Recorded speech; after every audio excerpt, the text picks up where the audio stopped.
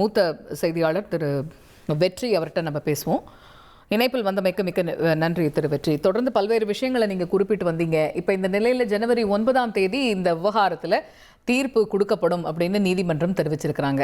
இப்போ ஜனவரி 9ஆம் தேதி இந்த விவகாரத்தில் தீர்ப்பு கொடுக்கப்படுது, ஒருவேளை சென்சார் சான்று கிடைச்சிருச்சு அப்படின்னா அதுக்கப்புறம் அன்னைக்கே 9ஆம் தேதியே இந்த படம் வெளியாகும் அப்படிங்கிறதுக்கு எவ்வளவு வாய்ப்பு இருக்கு, எவ்வளவு நேரம் பிடிக்கும் தீர்ப்பு வந்ததுக்கும் படம் வெளியாகிறதுக்கும்? அன்னைக்கே ரிலீஸ் ஆகுங்கிறது ஒரு சிரமமான விஷயம் தான் நினைக்கிறேன். ஏன்னா படம் உலகம் முழுக்க நீங்க ரிலீஸ் பண்ணணும் அவங்க. அதனால வெளிநாடுகள்லாம் உங்களுக்கு அவங்க இந்த கண்டென்ட் கொடுத்திருந்தா கூட அவங்க இந்த சர்டிபிகேட் இதனோட ப்ரொசீஜர் ஃபார்மாலிட்டிஸ் இருக்கு. அன்னைக்கு கோர்ட் உங்களுக்கு ஆரம்பிக்கிற நேரம், அதுக்கப்புறமா அவங்க தீர்ப்பு கொடுக்கிற நேரம், அதுக்கப்புறம் அந்த தீர்ப்பு பப்ளிஷ் ஆகிறதுக்கு உண்டான மணி நேரங்கள், அது தயாரிப்பாளருக்கு அதனுடைய நகலும் தணிக்கை வாரியத்துக்கு போய் சேர்றதுக்கு உண்டானதுக்கு எப்படியும் அத்தனை மணி நேரங்கள்லாம் கணக்கு பண்ணி அந்த ஃபார்மாலிட்டிஸ் முடிச்சு நீங்க அதுக்கப்புறமா அது சம்பந்தப்பட்ட டிஜிட்டல் நிறுவனங்கள், ப்ரொஜெக்ஷன் பண்ணக்கூடிய டிஜிட்டல் நிறுவனங்களுக்கு அந்த காப்பி போயிட்டு அவங்க அதுக்கப்புறமா ரிலீஸ் பண்ணி நீங்க எல்லா பிரிண்ட்லயும் இந்த சென்சார் சர்டிபிகேட்டை ஆட் பண்ணணும்.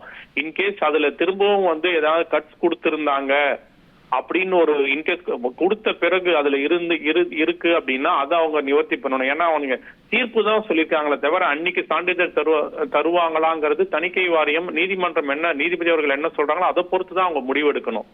அதனால என்னை பொறுத்த வரைக்கும் அன்றே இது நடைபெறுமா அப்படிங்கிறது ஒரு சந்தேகத்துக்குரியதா தான் நான் பாக்குறேன்.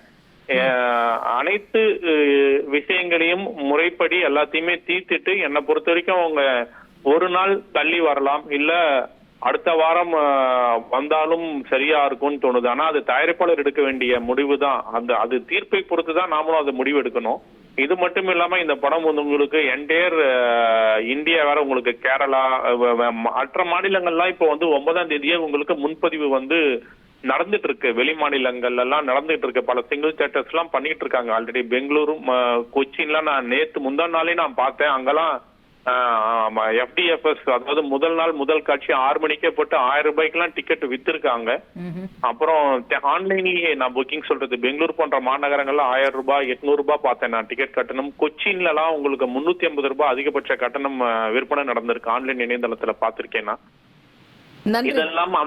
அதெல்லாம் அவங்க சரி பண்ணணும், அதுக்கெல்லாம் திரும்ப கொடுக்கணுங்கிற ப்ரொசீஜர்ஸ் இருக்கு இல்லையா? அந்த ப்ரொசீஜர்ஸ்க்கு கண்டிப்பா இதை இன்னும் தாமதப்படுத்தும் தான் நான் நினைக்கிறேன்.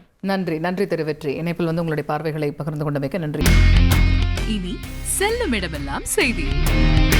தந்தை டிவியின் வாட்ஸ்அப் சேனலை ஃபாலோ பண்ணினா செல்ல இருக்கும் இடமெல்லாம் செய்தி. இதோ QR கோட் இப்பவே ஸ்கேன் பண்ணுங்க, ஃபாலோ பண்ணுங்க.